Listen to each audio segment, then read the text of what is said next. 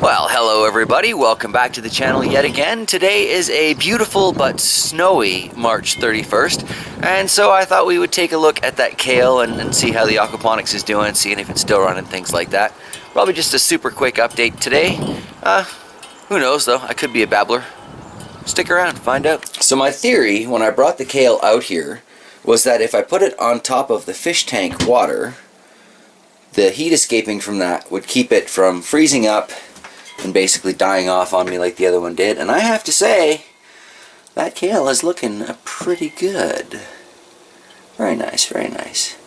Water still hasn't cleared up terribly much, but I did take that little mini filter out of there because I need the pump for my main system. That's what that pump is for.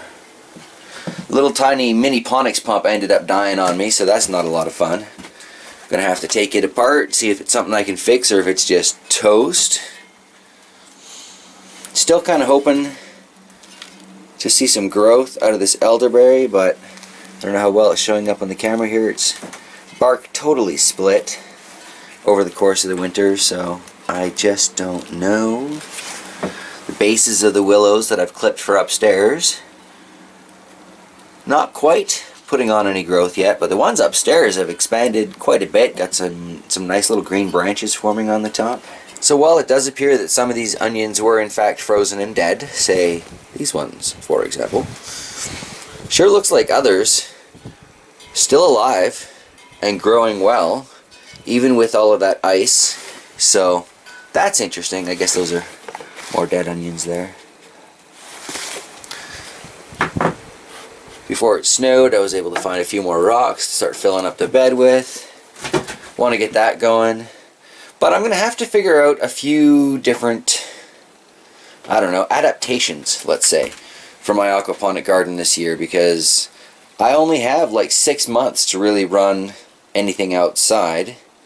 And then I've got 6 months that I'm stuck inside, right? Stop eating snow!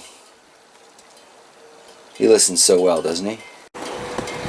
So, we got an IBC tote for 20 bucks, no less. It seems to hold water. Didn't have anything poisonous in there. In fact, it was food-safe fertilizers. But I thought I'd rinse it out with some rainwater first anyway. Rearranged all the downspouts and stuff, and got it all set up in place, and then it snowed. So, I guess I'm still waiting on that. Get that cleaned out, and my goldfish are going to get lost in there. 10 little goldfish. I think this is a 250-gallon tank, so 5 times the space of their 55-gallon barrel. Not bad for them, not bad for them. So luckily enough, the main system is still running. Hasn't frozen up on me. Takes a couple of days of real cold weather for the sump tank to start to freeze.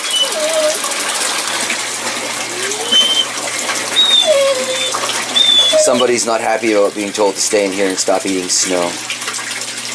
Anyway, so I'm giving it a couple goes through while I'm out here today, and hopefully the fish will enjoy the change to the water a little bit. I guess we can see all the way down to the bottom, it just takes a little bit of light.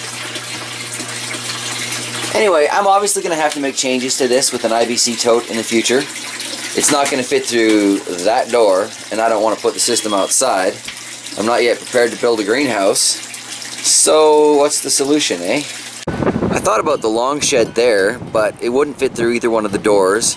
I was looking inside the wall to see if taking off some of the panel would work to put it inside, but the studs are all too close, so that's out. So what I'm thinking now is, instead of having it where it is in the shop, if we flow through here, it's not going to fit through either of these doors, but there's a garage door up front here. Kick it open. I've got this big open space here that needs a whole lot of love, but in fact gets more sunlight than where the ponics are now. Not much still, but some.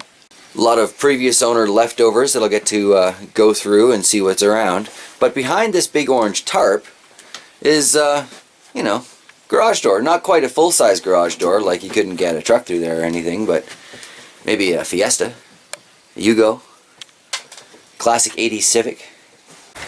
Most importantly though, I should be able to get that IBC tote through there.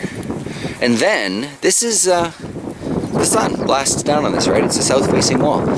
So, Maybe I could build a little greenhouse here, just outside the door?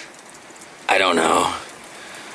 I could perhaps take some of this door off and put window framing or whatever in there. Get some light into it that way. There's always options. So I guess that's where I'm going to wrap up this super quick aquaponic update today, because it's getting a little cold to be holding my camera out here in the wind. And the dog is whining his face off, which is, never the best background music. So with that in mind, I'm going to leave it there, like I say. So give me your feedback on that IBC tote, if any of you have dealt with it. I know they're huge in the aquaponic community online. I've been looking for one for years. But if you've got some straight up advice for me that you wish you had known when you first started with yours, please, down in the comments below. That would be greatly appreciated. Alright, my hand is freezing. I'm going to let you go. Have a great day, everybody. Bye. That was front lawn yesterday. I was wondering when it was going to be time to mow.